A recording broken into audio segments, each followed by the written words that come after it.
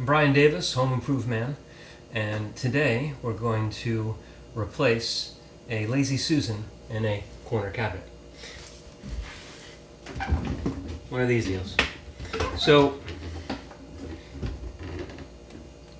you can also use this video if you are not replacing it, but you would like to put one in. They sell kits online, and they're fairly easy to come by.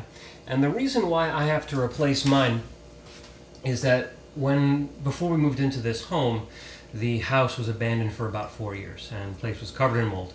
I was able to clean out most of the mold in the cabinets, but I didn't know how to get back into the Lazy Susan cabinet. The Lazy Susan itself blocks most access without deconstructing anything.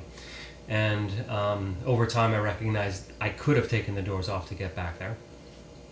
But the other problem was that the particle board in the bottom of the cabinet had gotten damaged both before we got here, and then there was a jug of water in there that leaked, and so the cabinet lifted and raised, and cabinet pieces were coming out of the bottom. So we've had both mold that was back there that would become obvious when it was very humid out, and also a cabinet that I'm worried would at some point just completely collapse under its own weight. So the solution is to remove it. And in removing it, it's going to be destroyed. So you will need to buy a replacement set if that's a route that you want to go, and I'll show you that process. In order to remove it, you're going to need a way to take apart the central pillar, which is metal. So I'm going to use an angle grinder, and that's I think it's the only specialty piece of equipment that you're going to need. And I'm also going to replace the bottom plywood, which may not be necessary depending on how you are using it. So let's get started. First thing you'll want to do is to remove everything within the cabinet. As you can see, it's empty.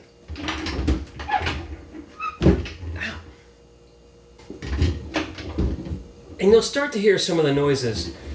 That's part of the reason that we're replacing it. It's gotten a lot better. I think I've ground the bearings down to dust, and that's also part of my worry, is that at some point things are going to come crashing down. So we're going to remove this whole thing. Next step is to take the doors off. Now, the doors are held in 3 places. There's a bracket up here, and then they're attached to the shelves, to both shelves, and of course on both sides of the door you'll find that same assembly. So we remove it.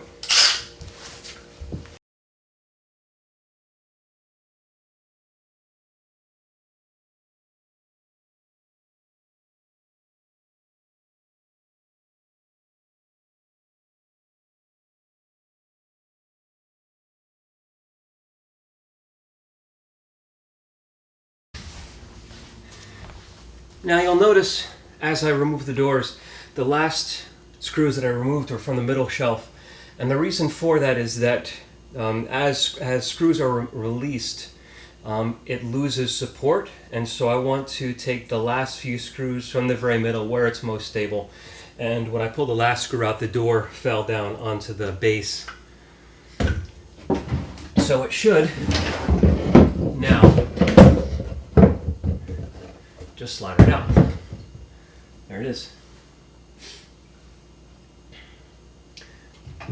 Now, you can see the back wall of the cabinet. Bring the light with there. There we go. Back wall of the cabinet. So that I was able to clean, but the bottom of the cabinet, there we go, was barely accessible, and you can see what sort of sorry shape it's in. So it was difficult to get at, and now it's only accessible because the doors are off. When the doors are on, it was completely inaccessible. So I'm going to remove this center post, and the way that I'm going to do that is with an angle grinder. I'm going to cut it in the middle, and that will allow me to disassemble the shelves. I'm going to save the brackets, and I'm going to save the shelves. The only thing that I will not be, well, actually, no, that's not true, because the new kit comes with shelves. So I'm going to save them just to be safe, but really, I don't need them. The only thing I need is that center post on the new kit. I might decide that these shelves work better, in which case I'll reuse them. We'll see. You also may have noticed that I'm barefoot because I'm inside my own home. Normally I would not work this way. Feel free to go as you like. But keep in mind, in a few moments there's going to be some sparks. I will have safety glasses on, but I'm not going to put shoes on because that's how I roll.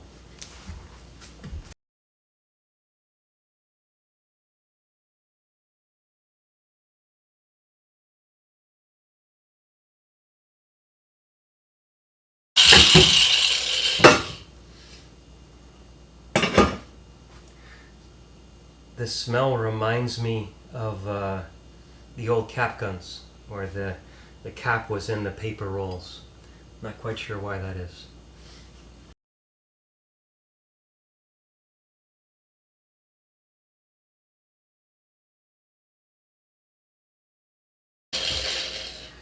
As you go through this process, be careful of the cord to see the consequences of being careless with your cord.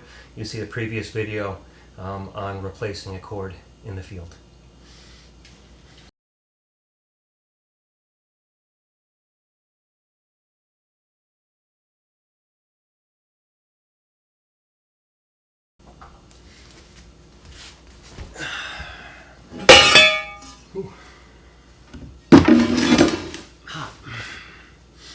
The post was solid metal. I don't think you'd see that these days.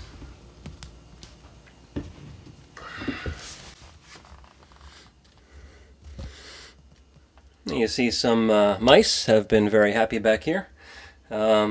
Somebody's been bringing some cat food back here to snack. And you can also see the condition of the base and why it needs to be replaced. Now I am concerned that the base and the walls are attached. I mean, of course they are. So I don't know exactly how complex it's going to be to remove that base. And in this case it really is essential because of the damage that it's sustained over the years and from the water. So first step will be to vacuum out that mess, and then I'll take a look at it and figure out how to deconstruct it.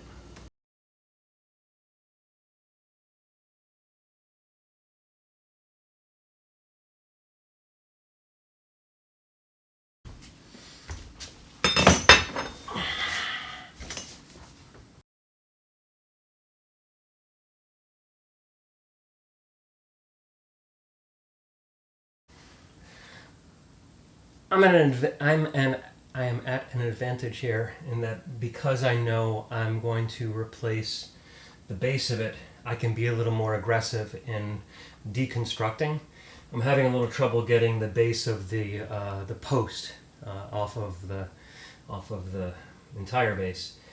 But like I said, the only thing I need to be careful of is these trim pieces down here on the edges. As long as those are protected and safe, then I can reattach anything. So I'll remove those carefully, and then I'm going to get a little bit aggressive with the rest of the base.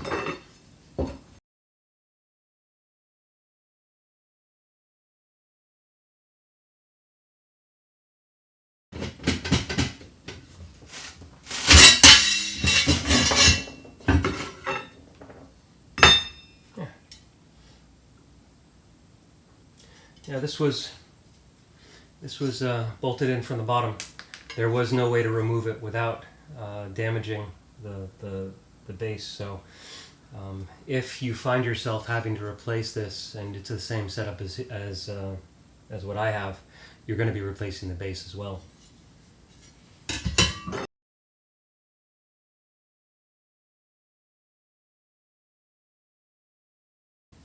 Now, as I go deeper into it, you will see where the toe kick is another piece that I want to be careful with. Of course, it can be replaced, but I'm not going to, so I just need to be cautious as I dig deeper into it. I am going to bring some power tools to start to make this a little bit easier, but that you do have to be careful of what's underneath. I'm betting underneath the post there's a little more support, some sort of base down there, so it's another area that you want to be careful of. I might decide to replace it, but it's helpful. It's easier to replace it when I know what the original looks like. I can just duplicate it and put a new one in. So moving carefully as I go through here, not just swinging and cutting with wild abandon, to ensure that whatever I'm protecting enough that's in there so I can reuse it or have enough information to be able to duplicate it.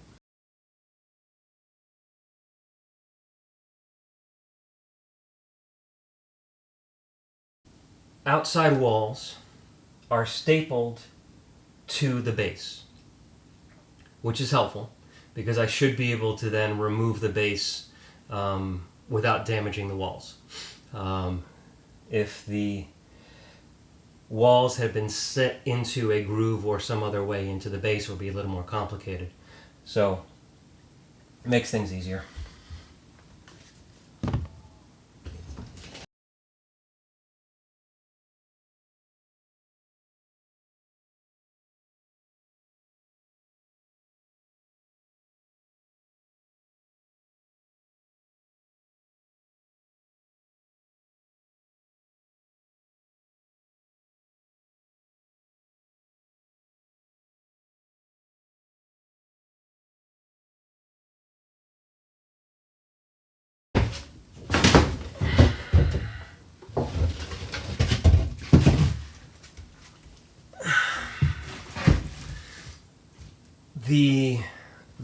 The fewer pieces you can take it out in, the bigger the chunks, the less of a mess you're going to make.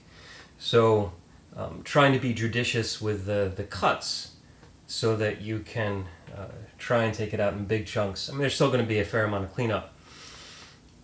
I can smell the mold and the mildew as I'm disturbing things, and some would say I should wear a mask. Some would also judge me for being barefoot, but keeping in mind that this is a working kitchen.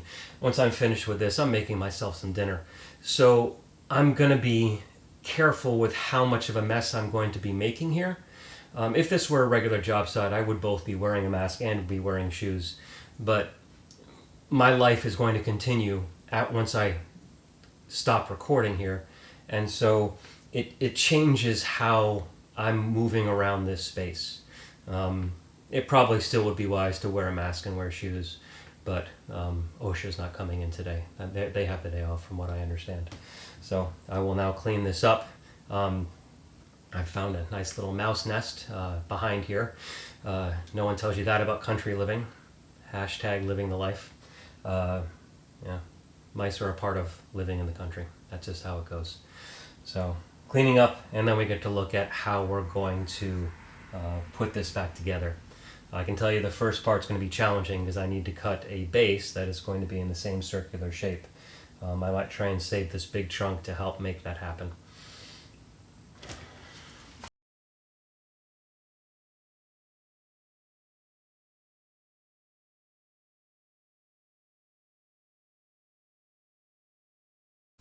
All right, it's all cleaned out. Now, the next step before I go any further is to bleach the heck out of it. Everything else, everything that is in there right now is going to stay in there. And some of the spots that are back there, I will never see again in my lifetime. And I want to try and kill any mold that might be there.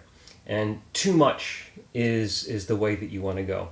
Because if you go too light, well, I mean, you can't get back there again. So soaking it down, I'm just going to leave the bleach on it. I'm going to let the bleach dry on its own at its own pace.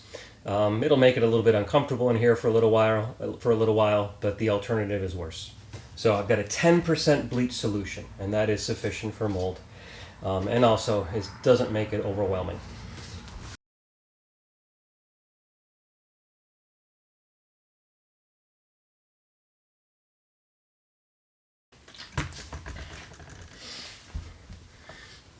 The wood will discolor as it gets wet, and so it lets you know where you have thoroughly covered an area and where you could use a little bit more. I'm just going to let that sit. I'm going to let that sit there for a little while. Now, when I did the work on the house, we pulled out all the cabinets, so I know what's behind the cabinets is fairly clean. So I just need to worry about the cabinet itself. There's our base.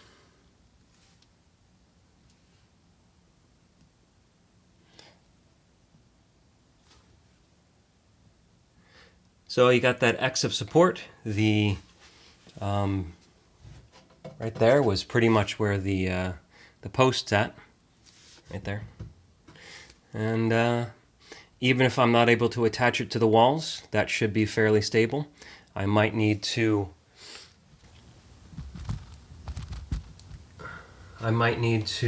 screw the new base onto that X of wood to make sure that it's stable. But everything else is going to hold. All the rest of the pieces are holding the cabinet together, and then by securing the base to that X of wood, it'll all be very stable. That's the plan. Now I need to measure it out. Bleach is strong. But that's a good thing.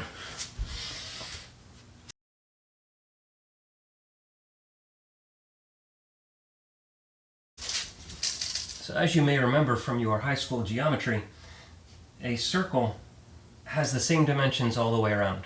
So I'll measure across one of the x-axes, and I'll double check it by measuring across the other x-axes, and then that is the diameter of my circle. Now of course I have to cut out this triangle, and that's a little bit off center, and so that might take a few cuts, but it's fairly easy to figure out what the circle needs to be.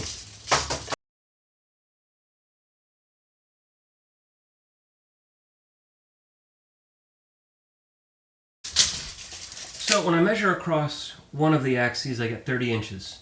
Measure across the other, I get 29 3/4.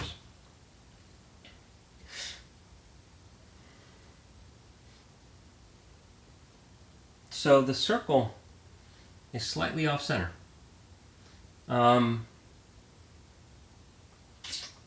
So what I'll probably do is cut a circle that's 30 inches in diameter, figure out what I need for the cutout for the front edge, and then put it in and see if I can, with force, I can push it to a 30-inch diameter circle. I might need to trim one side of it back, but I'm hoping that the shape has become slightly deformed inside, and that a 30-inch circle will fit nicely. We'll find out.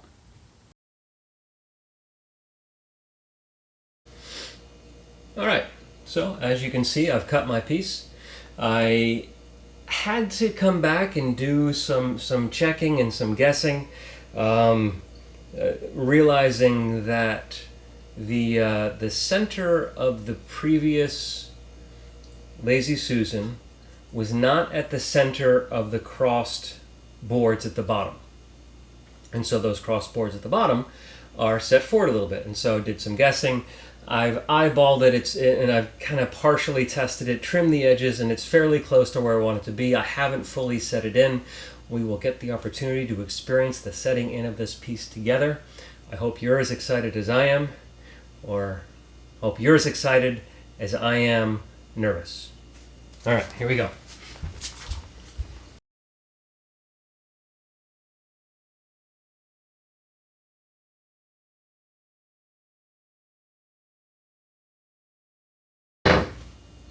Yeah, it's not perfect, but it's pretty good. If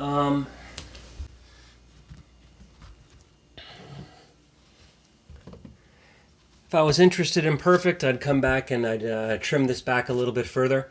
But I feel like with the lip on the end, I think it'll look all right. So yeah, we're gonna go with that. As soon as I unboxed the new shelf setup, I realized that the old shelves were going to be incompatible with the new ones, and it should have been obvious. I mean, the fact that they would use the same post is pretty unlikely, and they don't. This You can see, or it may not be obvious to you, but that hole is 3 times, 4 times as large as the other one was. Now the other thing that's interesting about this is that it gives you a template for a 24-inch shelf and a 28-inch shelf, but not one for a 30-inch shelf, which is what these are. And so in using this setup, it's smaller than what was there, and so it'll still work. If I centered it, everything would be set back inside of the cabinet. So what I'll be doing is shifting it forward so that it sits flush with the doors. The doors sit flush with the wall. Actually, no, they sit forward, don't they? No, they sit flush. They sit flush. And so the whole shelving system, the whole Lazy Susan, will sit forward towards this front edge, which is fine. You won't the user won't notice that there's probably a 2-inch gap in the back, and it'll still work. It'll work better than the other one did, so it'll be fine. So 2 things I'm going to do now. One is I'm going to secure this base that I just put in. I'll screw it down onto the posts, and then using this template, I will then start to put in the machinery, I guess you could say, that will allow me to put in the shelves. I'm going to be using 1 1/4 inch drywall screws to secure the plywood down. Now, it's important to recognize that drywall screws should not be your go-to screw. In this case, it's okay. They're not a really robust screw, but all the screws are doing is holding it in place. There's no shearing force, there's no pressure going on it. All the pressure is going down, and the screws don't really impact that at all. So, generally speaking, be careful using drywall screws, but in this situation, it's totally fine.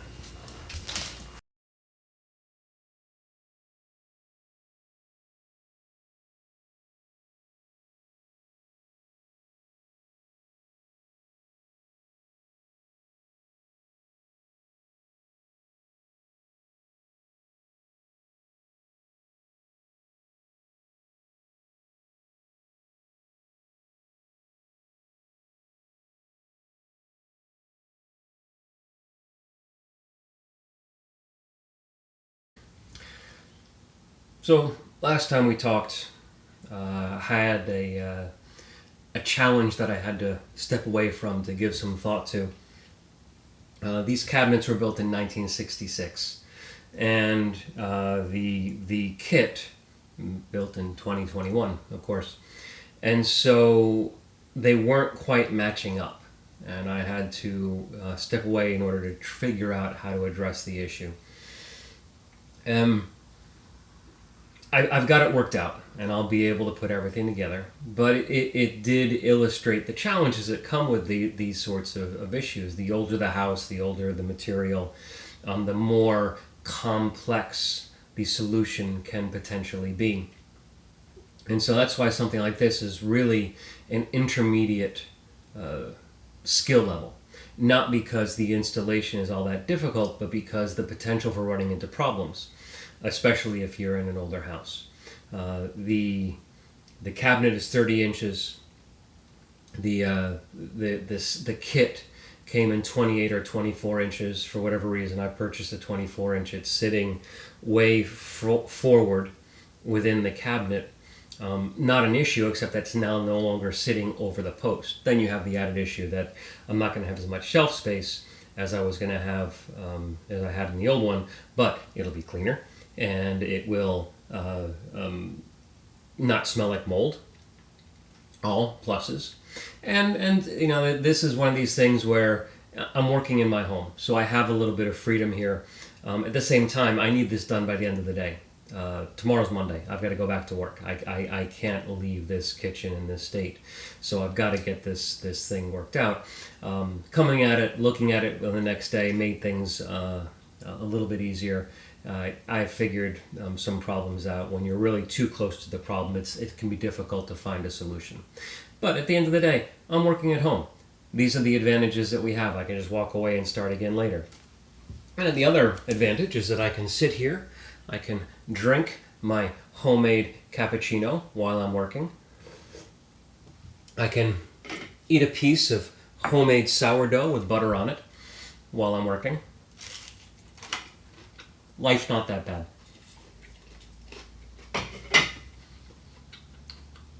So, we'll step back in a moment. So, from this point forward, we really just follow the directions of the kit. It's pretty straightforward. Down here, I've got the template that they included in the package, so that I can set the spots for the screws.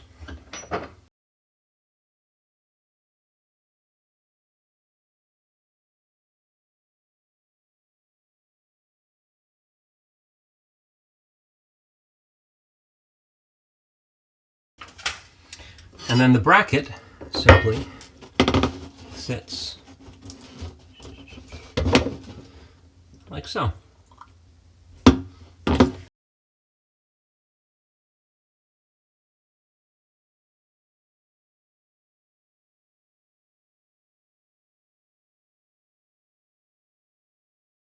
And then we do the same thing on the top.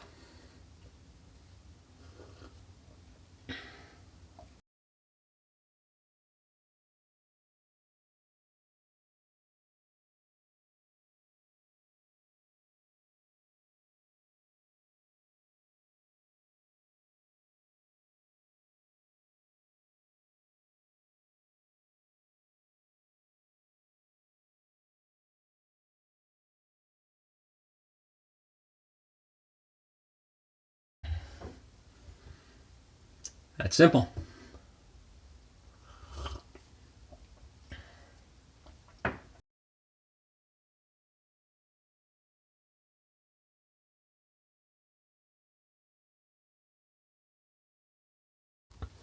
Once the shelves are in place, this simply drops down.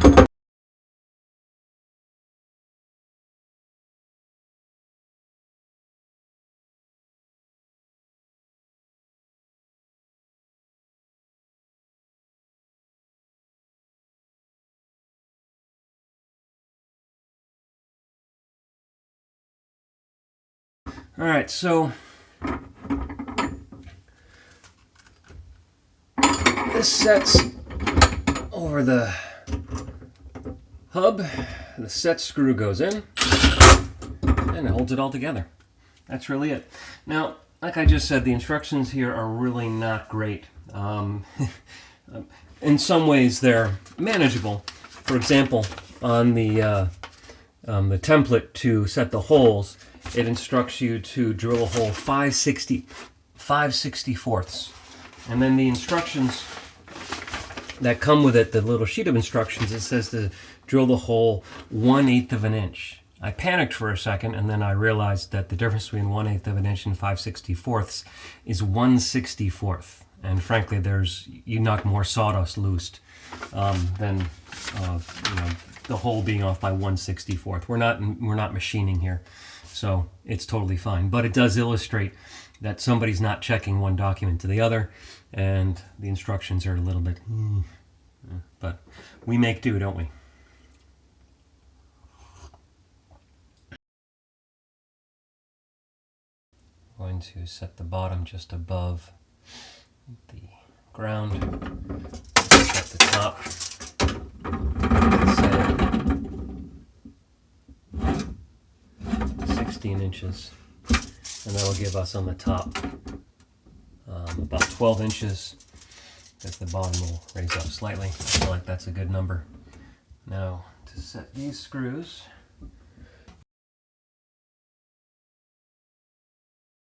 they do make the point that as you're setting the bottom shelf that you ensure it's not going to be dragging on the ground of the unit. So we're going to raise this up just a little bit.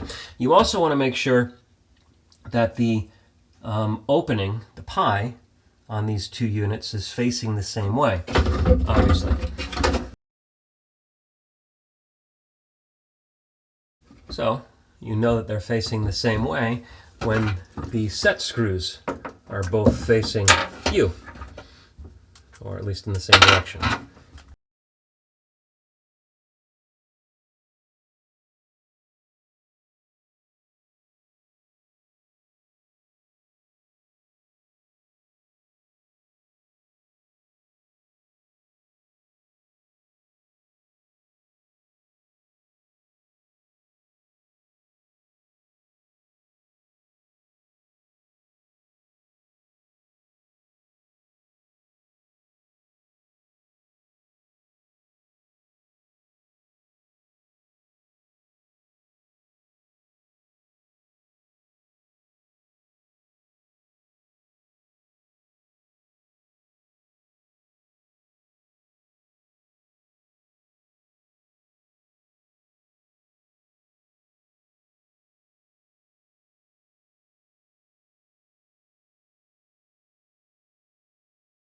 So we just got the last set of screws here.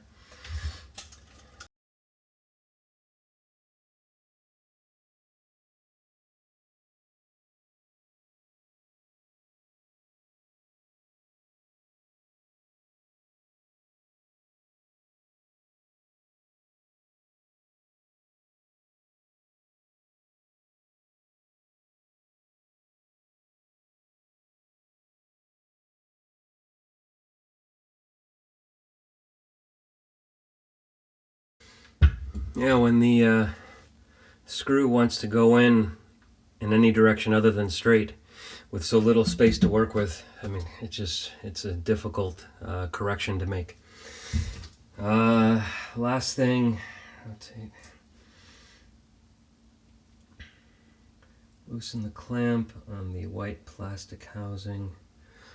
That's this piece up here. Gotta loosen the screw on that. Rotate the door counterclockwise until the white plastic housing has been latched into position with a spring. Well, I don't really know what that means. A resistance to turning will be felt when the housing reaches latched position. It may be accompanied by a clicking noise. Let's hope we get that clicking noise.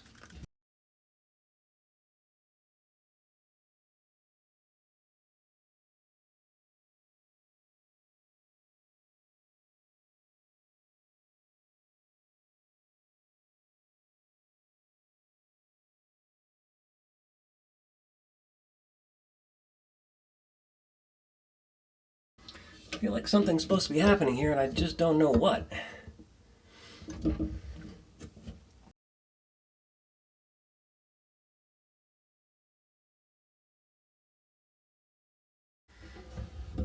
It closes, it drops into place with the doors closed. It wants to stay in that position. It won't drift open. I'm guessing that's what it means, although it's not really clear.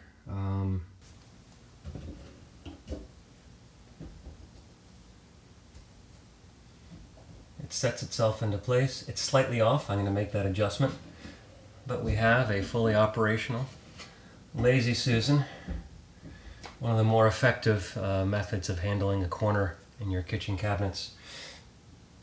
I hope you found this tutorial informational, because I know I did. I learned as I went along. Feel free to like the video, subscribe to the channel, learn with me. Thanks for watching.